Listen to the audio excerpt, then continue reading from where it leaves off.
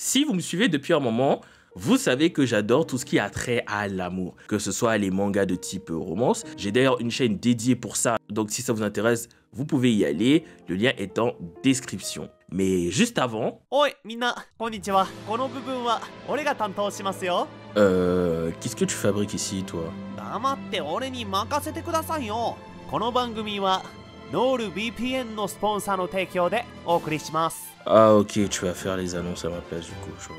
すでに知る方も多いと思うが、NordVPN とは仮想施設通信網だ。つまり、データのセキュリティを確保しつつ、インターネットの接続先を変更できるソフトウェアなんだ。これのおかげで、安全にネットサーフすることができるために、危険なサイトにアクセスしても、ハッカーに迷惑をかけることはない。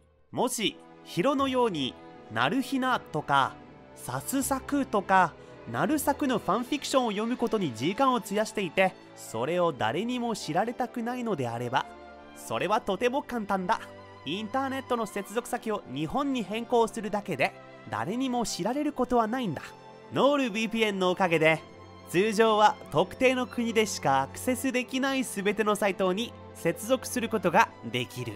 それに、通常はその国しかの割引を受けることができる場合もある。それに加えて、ビデオゲームにも便利だな。特定のゲームをプレイしたり、日本やその他の国でのみリリースされているゲームをダウンロードしたりすることが、地理的に制限されることはなくなる。世界60カ国、5100台以上のサーバーから選択できるんだから、早めにどうぞ。Du coup, si le service vous intéresse, vous pouvez télécharger NordVPN avec mon lien en description et mon code de réduction HIRO. このビデオを提供してくれたスポンサーの NordVPN にご感謝します。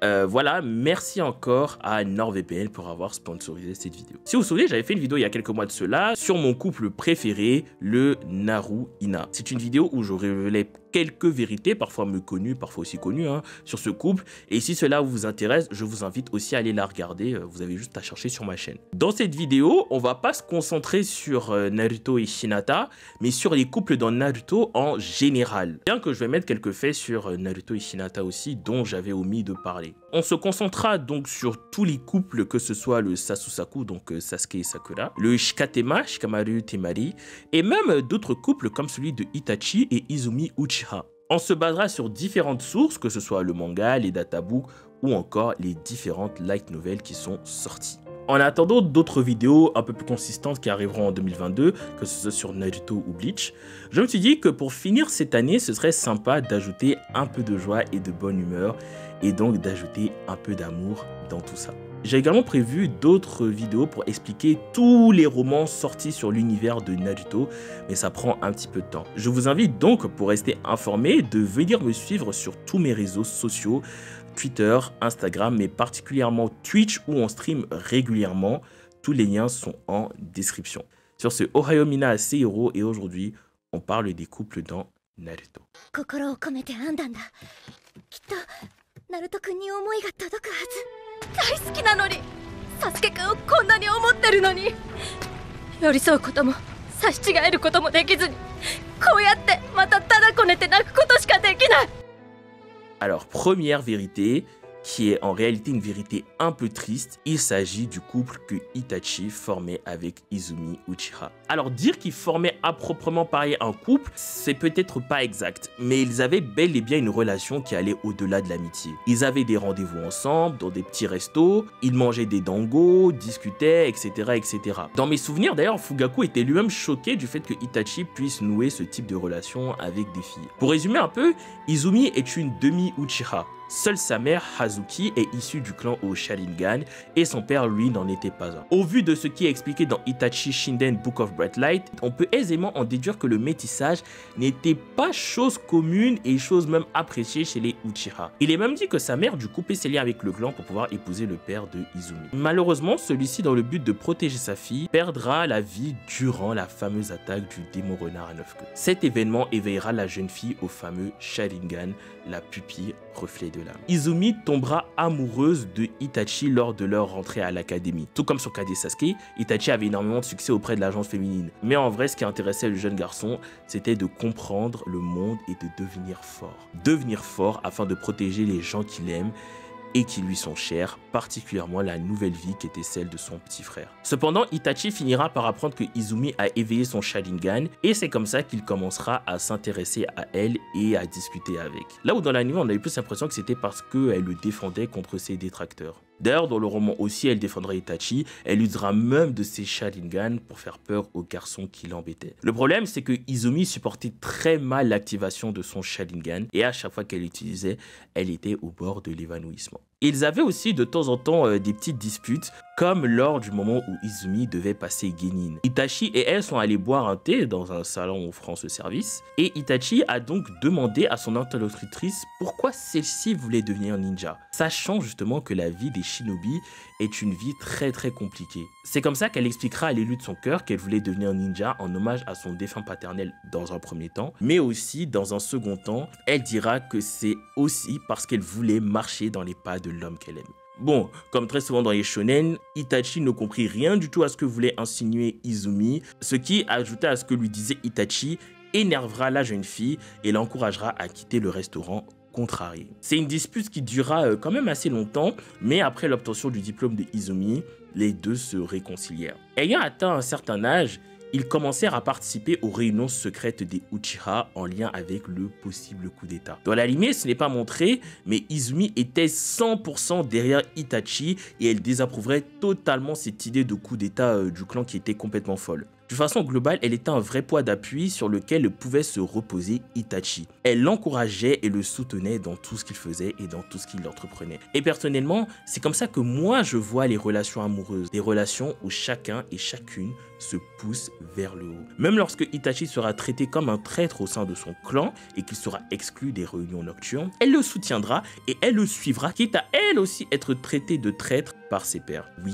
Izumi est allée jusque-là. À la mort de Shisui également, elle se trouvait aux côtés de Itachi pour le soutenir dans cette épreuve, pendant que tout le monde le soupçonnait d'avoir tué son meilleur ami. Même si ce n'est pas précisé mot pour moi ces deux-là étaient bien un couple, et mieux, je suis sûr que dans son fort intérieur, Itachi était vraiment amoureux d'elle. Mais ce qui rend le fait dont je veux parler triste, c'est la façon dont est décédée Izumi. Alors, pour les personnes qui ont exclusivement regardé l'anime, ce que je dis doit sûrement paraître un petit peu bizarre, puisque celle-ci mourra des mains d'Obito lors du massacre du clan Uchiha. Sauf que dans le light novel Itachi Shinden Book of Dark Light, qui est donc la deuxième partie du novel consacré à Itachi, et qui est, je vous le rappelle, la version originale des faits qui se sont déroulés, l'histoire est totalement différente. Car en effet, dans cette version, ce n'est pas Obito, mais bien Itachi qui tuera Izumi. Après s'être rendu compte qu'il ne pouvait pas empêcher le clan Uchiha de faire leur coup d'état, Itachi prit la résolution de prendre les vies des siens. Il commença donc par Izumi, la femme qu'il aimait. Et la façon dont il la tuera est magnifique. Il la plongera dans un genjutsu où il lui fit vivre 70 ans à ses côtés. 70 ans pendant lesquels Izumi et lui vivaient un parfait amour. 70 ans pendant lesquels ils se sont mariés. 70 ans pendant lesquels ils eurent des enfants. Et tout simplement, 70 ans pendant lesquels ils furent heureux à deux.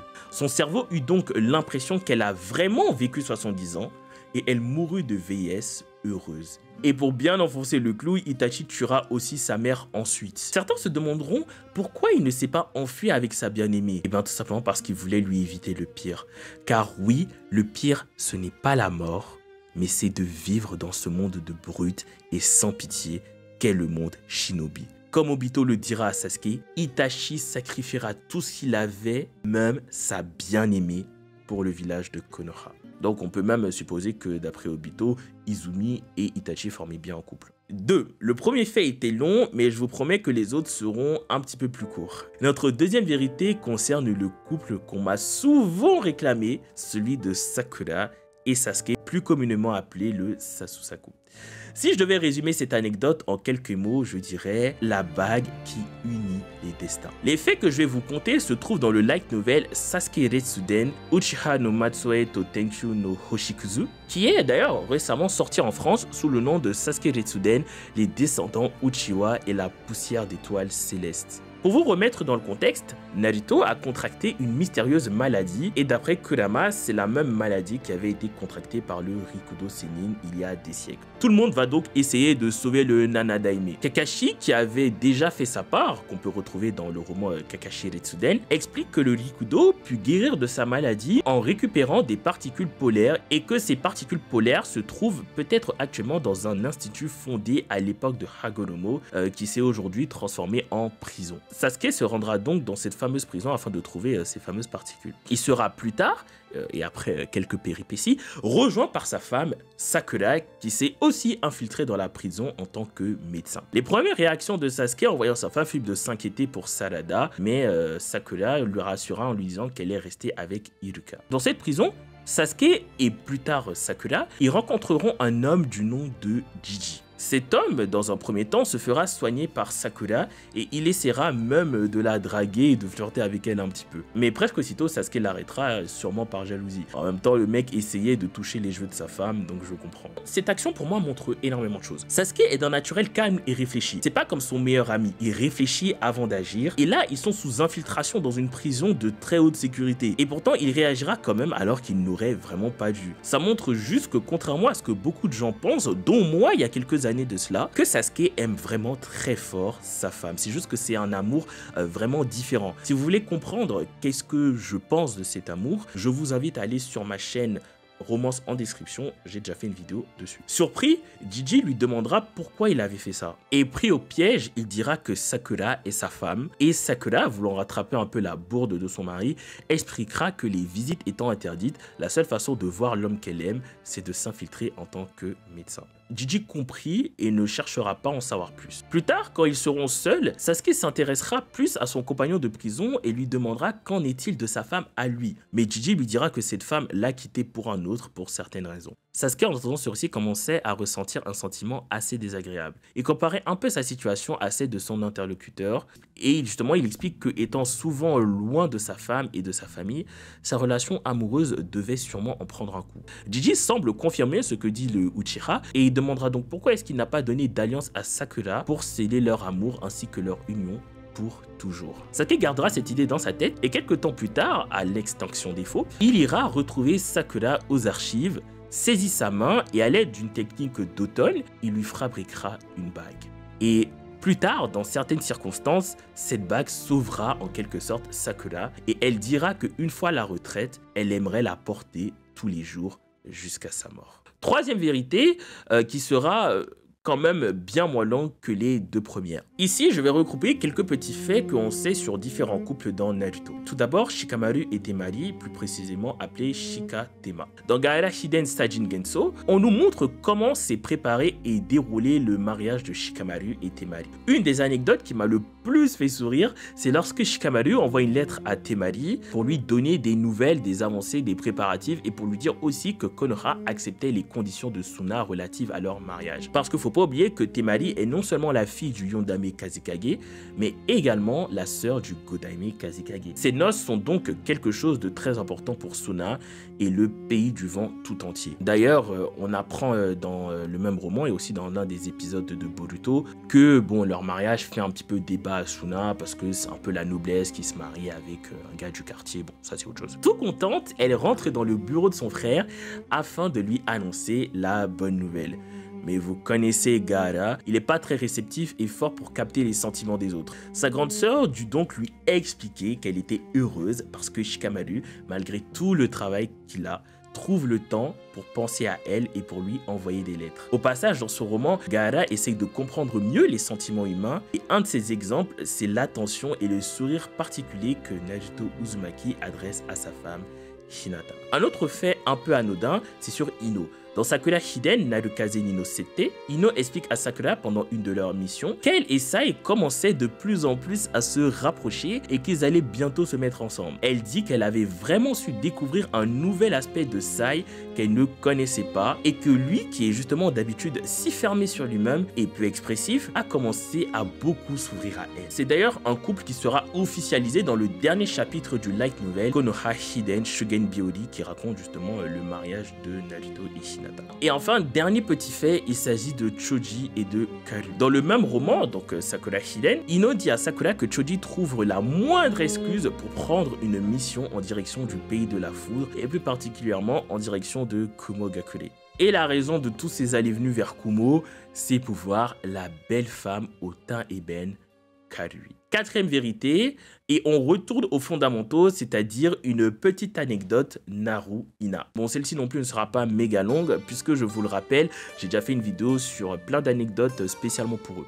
Et j'ai aussi fait d'autres vidéos où j'explique leur couple, donc tout est dispo sur ma chaîne. Je pense que je vais même créer une playlist Naru-Ina, comme ça ce sera plus simple. Il s'agit d'une anecdote simple mais assez mignonne. Dans Naruto Retsuden Uzumaki no Naruto Torazen no Tenme, on nous apprend que Naruto a quelque sorte de visage. Celui qu'il montre en public, donc en tant que Hokage, et celui qu'il montre en privé avec sa famille et plus particulièrement sa femme. L'un des exemples pour illustrer ce fait, c'est son goût pour le café. Le narrateur explique qu'à chaque fois que Naruto boit son café avec quelqu'un, plus particulièrement Shikamaru, qui est son conseiller, je vous le rappelle, c'est toujours du café noir très infusé. Mais en réalité, on nous explique que Naruto n'aime pas ça, mais que pour paraître sérieux, il le boit. En réalité, Naruto, lui, aime, je cite, le café au lait à base de graines de café moulu et avec beaucoup de miel. Et en effet, ce sont des goûts qui peuvent être considérés comme enfantins. Voilà pourquoi il est dit qu'il n'exprime ses véritables goûts qu'en présence de sa femme. Quelque part, d'une façon globale, on peut en déduire que Naruto n'est vraiment lui-même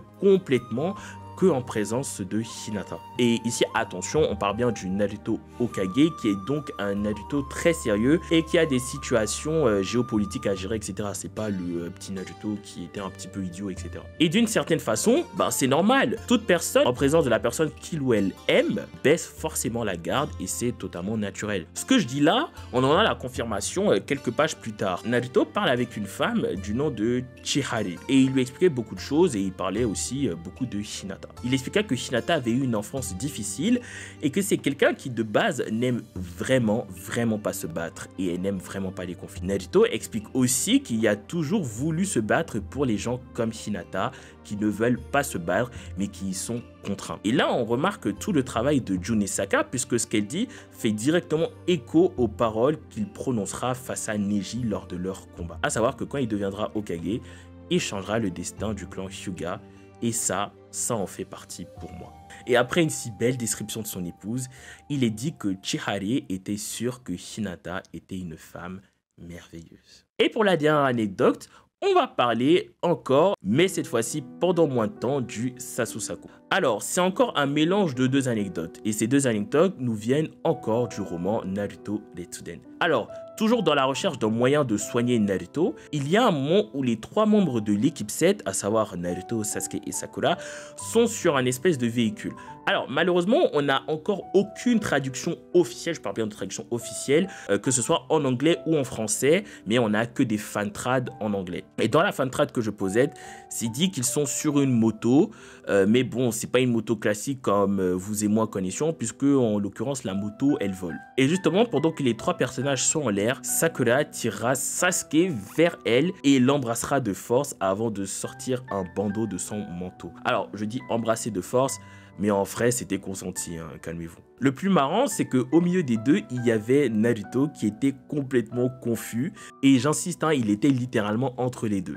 Et pour finir, il faut savoir que bien avant ça, parce que ce que je viens de vous raconter, ça se passait dans le chapitre 5, Sasuke emmènera Sakura et Sarada sur la tombe des défunts Uchiha, comme pour connecter les anciens Uchiha aux nouveaux. Et voilà, j'espère que cette vidéo vous aura plu. Voilà, c'était une petite vidéo sur les couples. Je vous rappelle que j'ai une chaîne romance où là, je parle plus précisément de couples en particulier. J'ai été très contente de faire cette vidéo et je remercie beaucoup Rachel qui m'a aidé pour le quatrième fait, c'est-à-dire le fait qui concernait Naruto et Hinata sur Naruto Retsuden parce que j'ai pas eu le temps de me relire en entier le roman.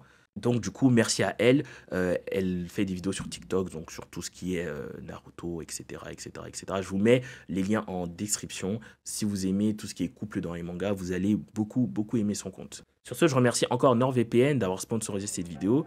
Et je vous dis à la prochaine pour une prochaine vidéo sur Naruto en 2022. Portez-vous bien, prenez soin de vous, c'était Hiro.